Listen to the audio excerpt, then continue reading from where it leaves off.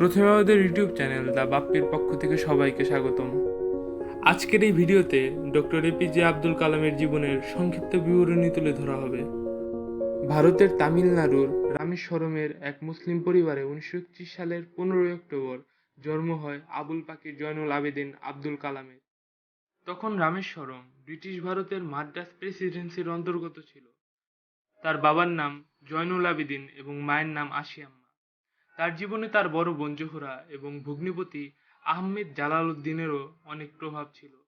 আব্দুল কালামের খুব ছোট বয়স থেকেই আকাশে ওড়ার শখ ছিল। সাগর পাড়ে বড় হওয়া কিশোর কালাম যখন আকাশে পাখিদের উঠতে দেখতেন, তার মনে তাদের মতো খোলা আকাশে উড়ে বেড়ানোর ইচ্ছা জাগত।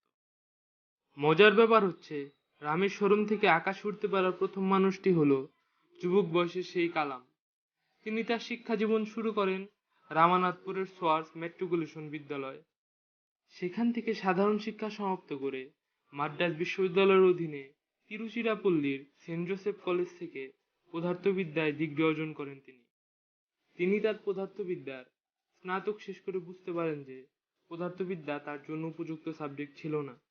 তিনি ছোটবেলা থেকে আকাশে ওড়ার যে স্বপ্ন নিয়ে বেড়ে উঠেছেন, সে স্বপ্নের পথ এই সাবজেক্টের শেষ প্রান্তে পাওয়া যাবে না। তাই তিনি 1955 সালে মাদ্রাজ ইনস্টিটিউট অফ টেকনোলজিতে ভর্তি হতে মনস্থির করেন। কিন্তু এই এমআইটির ভর্তির অফিসের ফিস দেওয়ার মতো যোগ্যতা তার ছিল না। তখন তার বড় বোন জোহরা তার সোনার গহনা বিক্রি করে আব্দুল কালামকে ভর্তির টাকা দেন। এমআইটিতে পড়ার সময় আব্দুল কালাম প্রায়ই অবসর সময়ে সেখানে রাখা একটি পরিত্যক্ত বিমানের পাশে ঘন্টার পর ঘন্টা বসে থাকতেন এবং নিজের আকাশে ওড়ার স্বপ্নকে আরো মজবুত করতেন। কালাম ছোটবেলা থেকেই খুব মেধাবী ছিলেন না, কিন্তু কঠোর পরিশ্রমী ছিলেন। এমআইটিতে একবার তার একটি প্রজেক্টে অখুশি ডিন তাকে প্রজেক্টটি নির্ধারিত সময়ের মধ্যে শেষ করতে না পারলে স্কলারশিপ বন্ধের ভয় দেখালে তিনি সে প্রজেক্টটি 3 দিনের মধ্যে শেষ করে ফেলেন। এমআইটিতে শিক্ষা জীবন শেষ করার পর জীবন তার সামনে দুইটি রাস্তা খুলে দেয় এবং এই দুইটি রাস্তাই তার স্বপ্ন পূরণে সক্ষম ছিল। একটি ছিল ভারতীয় বিমান বাহিনীর চাকরি, অন্যটি ছিল ভারতীয় মিনিস্ট্রি অফ ডিফেন্সে director of technical development and প্রোডাকশনের। এবং তিনি একসাথে দুই জায়গায় আবেদন করে বসলেন। তাকে দুই জায়গা থেকেই ইন্টারভিউয়ের জন্য ডাকা হলো। ইন্টারভিউয়ের স্থান দুটি ভারতের দুই প্রান্তে ছিল 2000 কিলোমিটার দূরে। জীবনে প্রথমবার আব্দুল কালাম বিমানে সফর করলেন এবং অবাক হয়ে আকাশ থেকে নিজের জন্মভূমিকে দেখলেন। দুইটি ইন্টারভিউ দিয়ে তিনি ফিরে আসলেন। এয়ারফোর্সে 25 জন ক্যান্ডিডেটের মধ্যে হলেন নবম। চরম হতাশ হলেন তিনি। এয়ারফোর্সে তার যাওয়া হলো না, কিন্তু কয়েকদিন পরেই ডিফেন্স মিনিস্ট্রিতে তার ডাক পড়ল এবং সেখানে সিনিয়র সায়েন্টিস্ট অ্যাসিস্ট্যান্ট হিসেবে জয়েন করেন। এখান থেকেই শুরু হয় তার জীবনের উত্থানের গল্প। এখানে তার মেধা এবং কাজের প্রতি নিষ্ঠা দেখে তাকে ইন্ডিয়ান স্পেস রিসার্চ প্রোগ্রামে প্রদান করা হয়। সেখান থেকে রকেট সায়েন্সের উপর প্রশিক্ষণ নিতে তাকে আমেরিকায় পাঠানো হয়। তার হাত ধরেই ভারতের রকেট টেকনোলজির বিশাল উন্নতি সাধিত হয় এবং তিনি মিসাইলম্যান, ইন্ডিয়ান মিসাইলম্যান উপাধি পান। 1998 সালে ভারতের প্রথম সফল পারমাণবিক পরীক্ষা পোখরান-2 তার হাত ধরেই সফলতা পায়।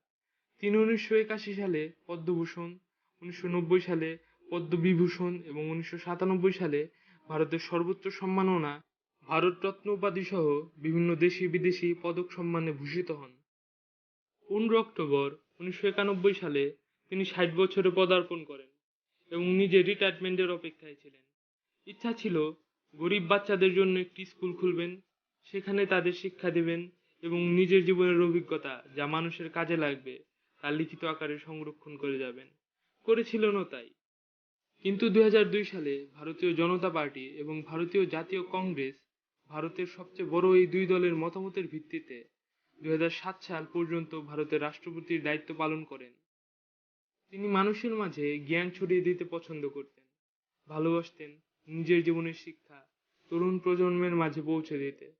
তেমনি 2015 সালের 27শে জুলাই মেঘালয়ের শিলং শহরে অবস্থিত ইন্ডিয়ান ইনস্টিটিউট অফ ম্যানেজমেন্ট নামক প্রতিষ্ঠানে বসবাসযোগ্য পৃথিবী বিষয়ে বক্তব্য রাখছিলেন। ভারতীয় সময় 6টা 30 মিনিটে বক্তব্য রাখা অবস্থায় তার হার্ট অ্যাটাক হয় এবং তাকে বেথানি হাসপাতালে নিয়ে যাওয়া হলে 7টা 45 মিনিট নাগাদ তার মৃত্যু ঘটে। 84 বছর বয়সে দেশের জন্য নিজের সমগ্র জীবন উৎসর্গ করে যাওয়া এ মহাপুরুষ পরলোক গমন করেন। 29শে জুলাই তার জন্মস্থান রামেশ্বরমেই তাকে দাফন করা হয়। তিনি তার কর্মজীবন দেশের সেবায় পার করেন। এ সময় তার পরিবার পরিজন বলতে ছিল অসংখ্য বইয়ের একটি আলমারি এবং দেশের মানুষের ভালোবাসা। দেশ এবং দেশের মানুষই ছিল তার পরিবার। এদের ছেড়ে বিয়ে এবং সংসার করা তার হয়ে ওঠেনি। তার মৃত্যুতে ভারতের 7 দিনের জাতীয় শোক পালন করা হয়। ভিডিওটি ভালো লেগে থাকলে লাইক দিন, শেয়ার করুন এবং আমাদের চ্যানেল দ্য বাপ্পি সাবস্ক্রাইব করুন। ধন্যবাদ।